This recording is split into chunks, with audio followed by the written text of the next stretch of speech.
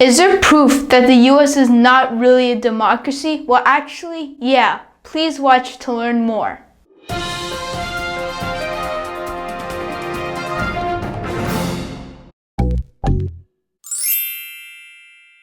Hi, my name is Joshua Petrikat, your host. Welcome to Hidden History, where I talk about events that are usually not covered in our textbooks. Today, I'm actually going to talk about a current issue and a little about its historical roots. The title of this video is Proof the US is Not a Democracy. Hey, I'd like to tell you right now that I made a petition on change.org to make the US a democracy.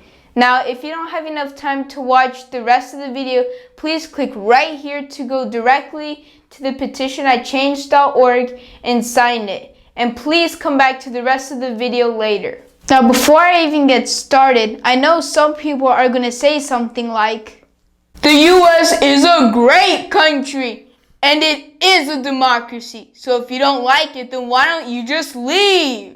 Well, I do think that the US is a great country, and I'm really glad that I was born here instead of someplace like North Korea. One of the best things about the US is being able to talk or make a video about something like this. If I lived in North Korea and criticized the government, I would probably be arrested. Then my family, my next door neighbor, would also be arrested.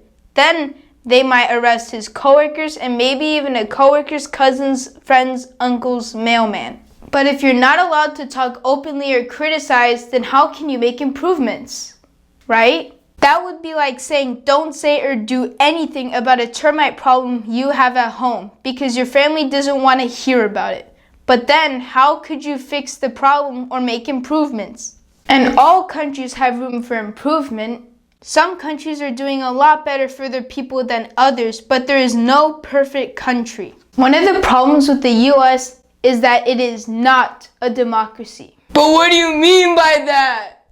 Okay, what do I mean by a democracy? Now, when we think of democracy as it should be in the US, it could be defined as a system of government where a country is controlled by the majority of its citizens. Government policies are made based on the needs and interests of regular citizens, the majority who elect representatives who then run the government according to the will of the majority. That's actually a republic, but we do call this kind of system a democracy. Unfortunately, that's just not the way things go in Washington, D.C. But wait, we have elections.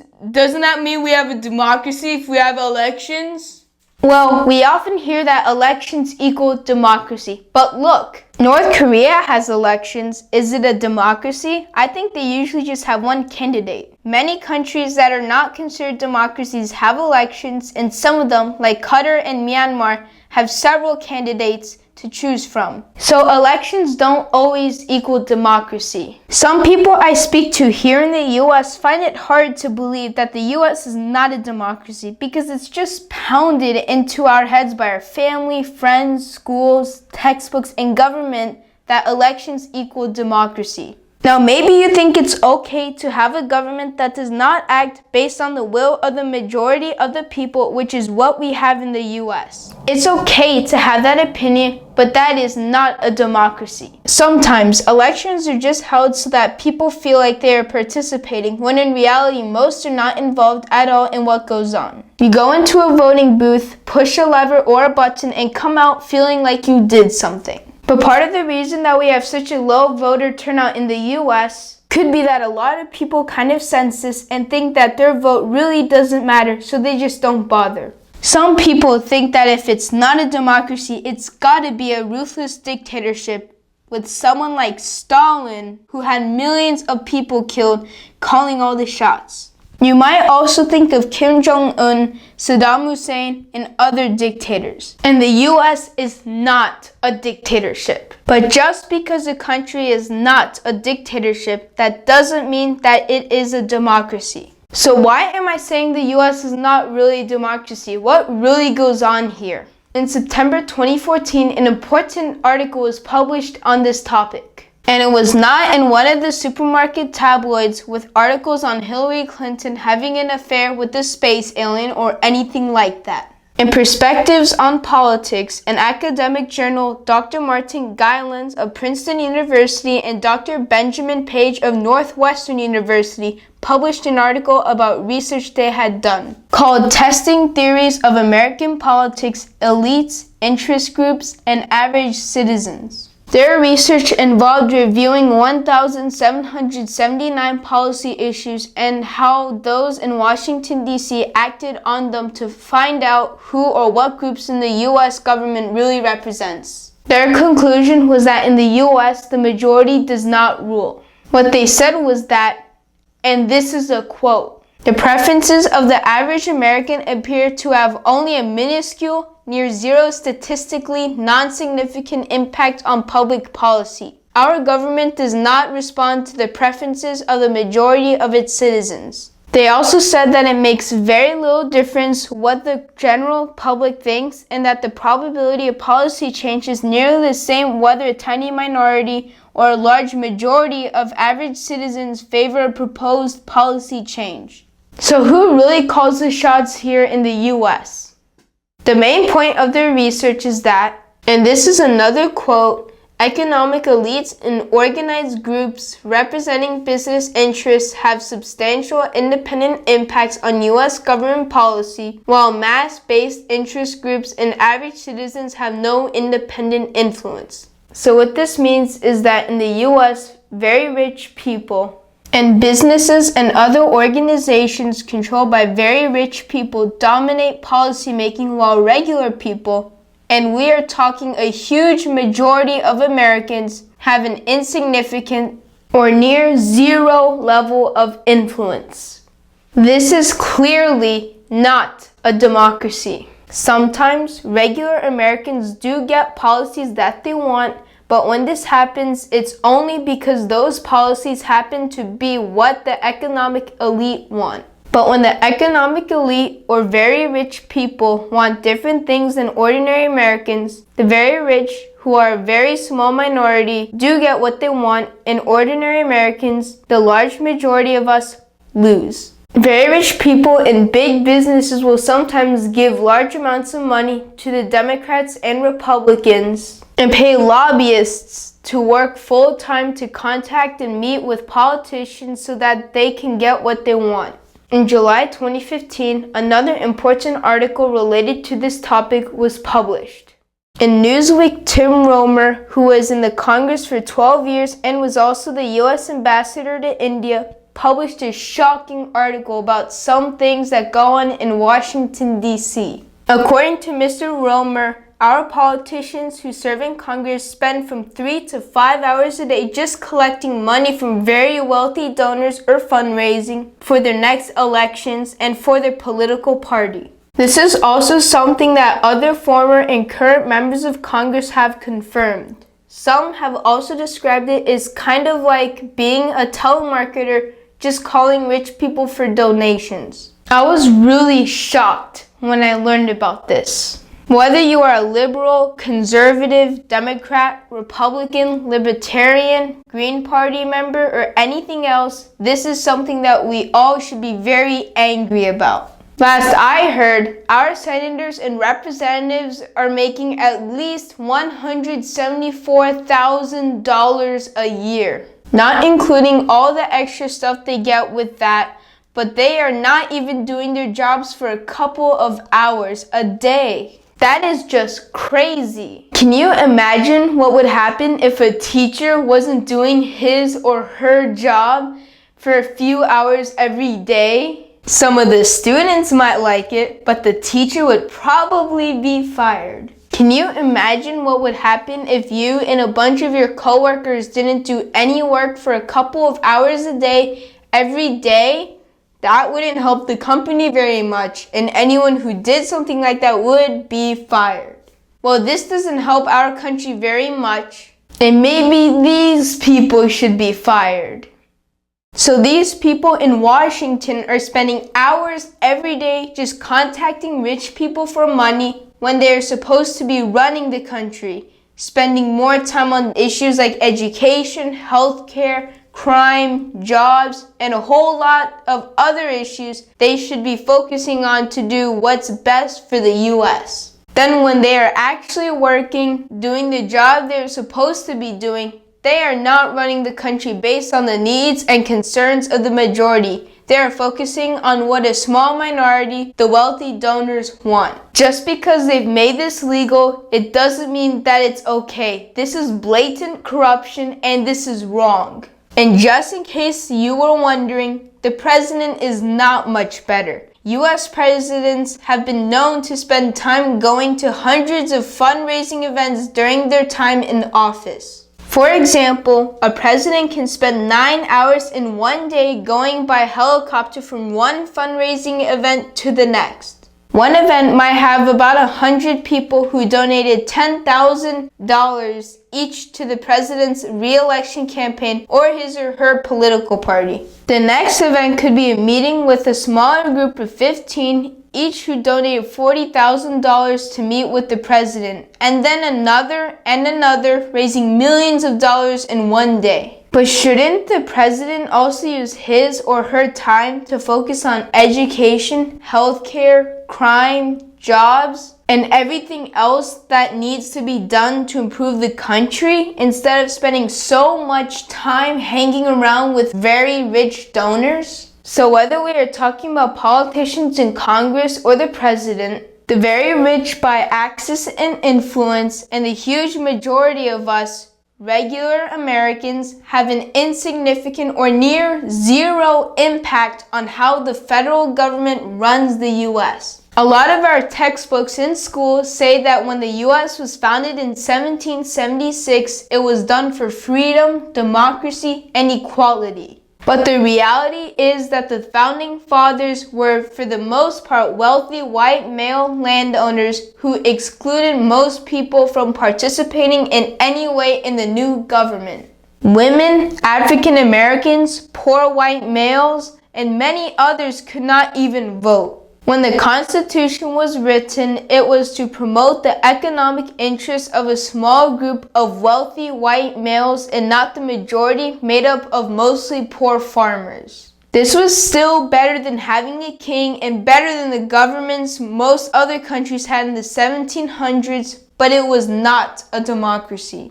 Sure, there have been many changes over the years, but this was the system that our present government gradually developed from. And the US is definitely not a democracy. The US is a plutocracy, a nation controlled by the very rich. But it doesn't have to be this way. We can do something about it.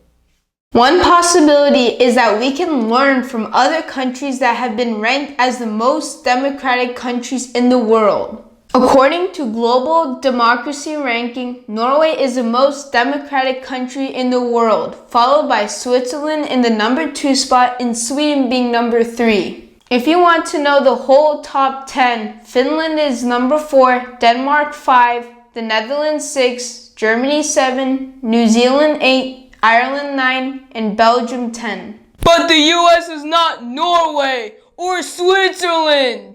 Yeah, I know the US is not Norway or Switzerland, and I'm not saying we should do everything exactly the way they do, but countries can learn things from each other. I'm sure that there are things that other countries can learn from the US too, even though they are not the US.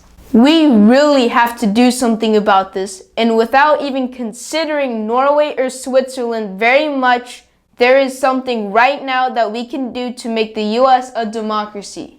I've written a new law to make the US a democracy and sent it to Congress. I sent it to Nancy Pelosi, a Democrat from California, and Paul Ryan, a Republican from Wisconsin, since they are leaders in the House of Representatives. I have also sent it to Mitch McConnell, a Republican from Kentucky, and Charles Schumer, a Democrat from New York, since they are leaders in the Senate. I've also written a petition, which you can find at change.org, which says that you support this new legislation and demand that our government pass it and turn this bill into law. You can click the box right here to go to change.org to sign the petition. It's really fast and easy. Once you're there, it's another click to sign it. The petition will also be sent to Representatives Pelosi and Ryan and Senators McConnell and Schumer on behalf of Congress. And please tell everyone you know to watch this video and sign the petition. So what's this new law to make the US a democracy about exactly? Well, first, we're just going to make this whole dialing for dollars for hours everyday system while you should actually be working for the American people who elected you and who you are supposed to represent illegal. This bill is called the Democracy in the US Act, and here's what it will do.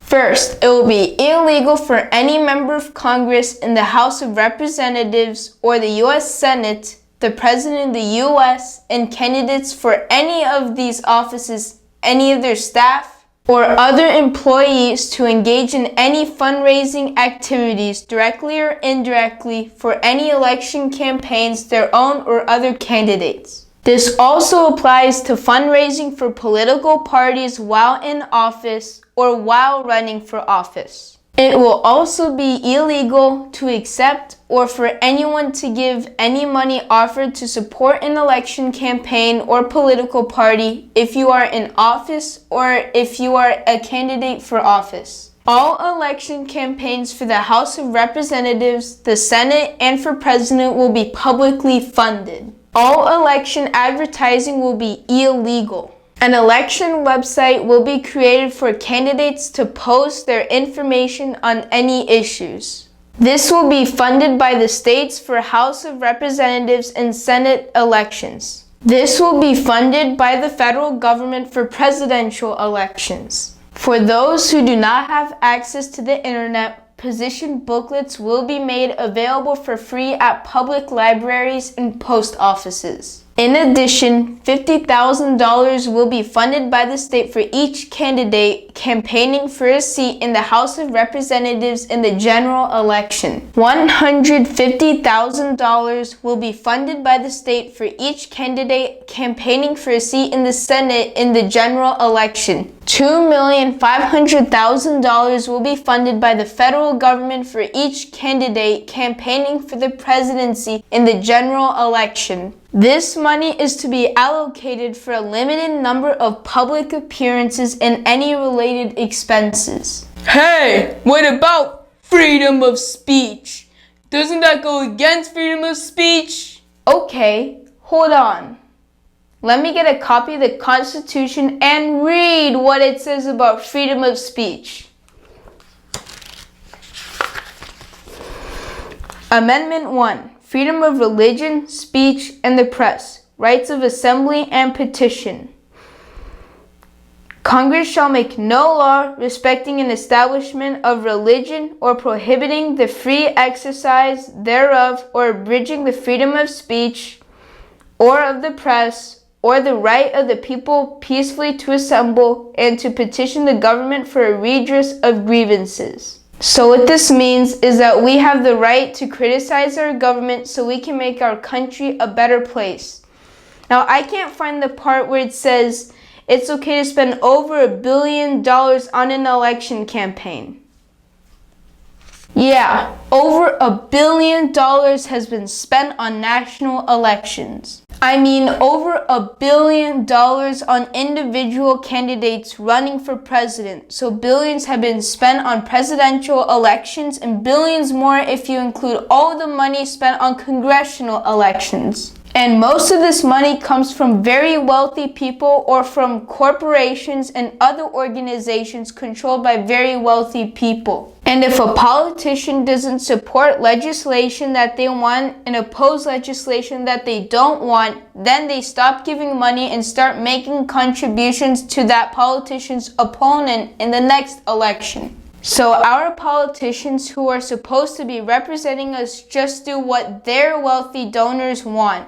So, paying millions or billions of dollars for political ads is freedom of speech?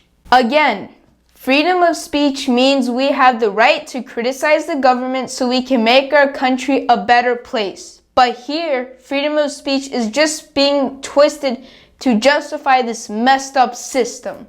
I don't think regular people in the US are arrested if they criticize the government, but they are usually ignored because the very wealthy donors have bought access and influence. So I think that the system we have now actually goes against freedom of speech. This is not a democracy. But if it becomes illegal for those in Congress and the president to spend hours every day fundraising, then they will have more time to do their jobs and actually listen to the people. If we can stop all this big money going to the politicians from wealthy donors and have publicly funded elections, then the wealthy donors won't have the power over the politicians that they do now, and the politicians will have to actually answer to regular citizens. Then our elections would mean a lot more, and we would see government policies that really reflect more of what the majority of Americans want instead of a small minority, the economic elite. That would be a democracy. I'm sure that most of the politicians in Congress and all of the very rich people and corporations that give them so much money won't like the Democracy in the US Act at all, and I know that this is going to be really tough. But if 99% of us want this law and only 1% are against it, if we can get enough people to sign the petition, we should be able to get this bill passed, made into law, and make the US a real democracy. So please click right here to go to the petition and sign it. It's really fast and easy. And please tell everyone you know to watch this video and sign the petition. I think we can really do it. Hey, I got one more thing I want to say. Okay, what is it now? I'm gonna sign the petition. That's great! Please click here to go to the petition and sign it, and please click here to subscribe to get updates on this issue and learn about other topics. Thanks for watching!